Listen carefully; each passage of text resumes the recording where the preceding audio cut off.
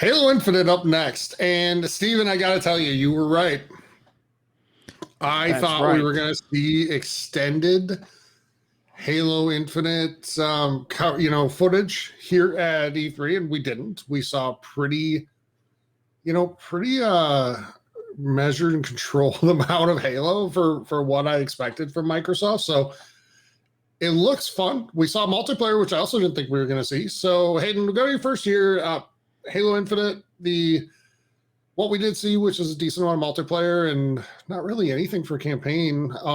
Thoughts on that? What'd you think? Yeah, that's exactly what I wanted. I didn't want to see the campaign again, or I mean, we got the vague cinematic trailer, but I'm glad that segued into something like actually meaningful with some multiplayer gameplay. Because we assumed they'd save that for Gamescom, right? We didn't think that would happen here. So I'm happy we got it. And I don't know if they'd spoken about being free to play before. I feel like I'd heard that before. Maybe it was just a rumor. I feel like I have mentioned it. But I mean, either way, that's really cool because it means at least. Well, the thing is, with Halo, it was coming to Game Pass anyway, so it would have had a healthy player base anyway, right? Like, regardless of whether it was free to play multiplayer or not. But it's cool for people who can't afford Game Pass. Like, everyone's going to get to play the next, the evolution of Halo, and that's really exciting. It's a good introduction to Halo too for people that might be new to the series. Yeah, it's a low risk way to jump in and play. Steven, thoughts on, because they very much treated these as almost two separate entities at this point, the campaign and the multiplayer. So thoughts on multiplayer being free to play and just overall thoughts on what we saw. I think free to play multiplayer is smart, especially considering the game's on Game Pass anyway. So as long as you're subscribed to Game Pass, you kind of get it for free. So I think Game Pass allows for the splitting of the game into two separate entities, like you said, because I think you're right. It is kind of treated that way. I think the multiplayer looks awesome. I like the new stuff they've kind of added. If you're watching right now, you just saw him throw the grenade and get the sword pushed to him, and then he picks it up and then slashes someone. That's awesome. Things like that, and using the grappling hook will help for fighting vehicles. And it looks like vehicles are brought back. I don't remember vehicles being in Halo 5 like normal Team Slayer. Halo 3 was one of the games that I originally actually it was the first multiplayer game I ever played online. And that game had a lot of vehicles, and that combat was kind of fun. So that was in Big Team Battle though, right? No. Was it in Slayer? Okay. Regular Slayer, you could have ghosts on a lot of the maps. Cool. And some maps had tanks. But yeah, I think it looks really fun. I'm really excited to play this game. Here's the question I have for you guys. Do you think this is the introduction of Halo as a live service?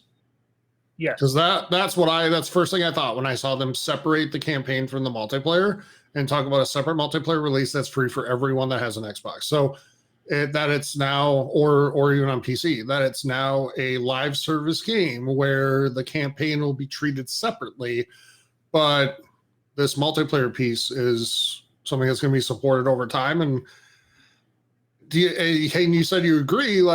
What makes you agree? And then two, is it a concern for you? Yeah, I mean, we've heard before, right? The talk of this being the 10-year Halo, right? They've got a 10-year plan or whatever for the game. Now, whether that holds true or not, I don't know. That could just be Microsoft talk, that ends up being scrapped. I wouldn't be surprised. But then again, it has been 6 years since Halo 5? Is that right? It's been a while. So Halo 5 was 2015. Yeah, so 6 years. So it does actually kind of line up that a 10-year plan wouldn't be that far out. It sounds reasonable when you think it's already been 6 years since Halo 5. Yeah, I think it's definitely live service. I don't think I have a problem with that.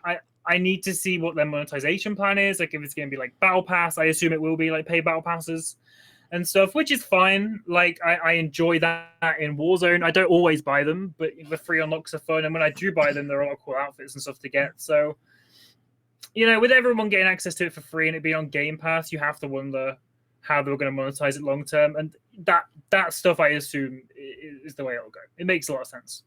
Yeah, Steven, you have by far out of us played the most Halo multiplayer because you played a ton of Halo 3. Growing up, etc. And I probably didn't get into the multiplayer side more until some of 4 and then certainly into 5. So the do you feel like this is the beginning of Halo's live service? And then sort of same questions to you as to Hayden, like, is it a concern? Yes, I think it is the beginning of the live service. I don't have an issue with it though, because I think it allows you to do things with the multiplayer and not be locked into the campaign, and vice versa.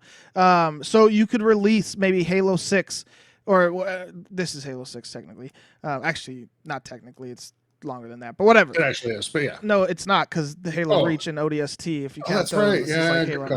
call. But then let's say the next Halo game, right? Like, you don't have to worry about developing the multiplayer because you're already developing the multiplayer for this, and you're kind of updating it and new maps and all that fun stuff. And you can always add map packs in as the new campaign gets released. I think this does kind of open up the gameplay a little more. And I think with our technology, the way it is with the new consoles and the way PC is right now, I think it's going to be less noticeable when, like, a few years down the line, 4 years, 5 years down the line. Yeah.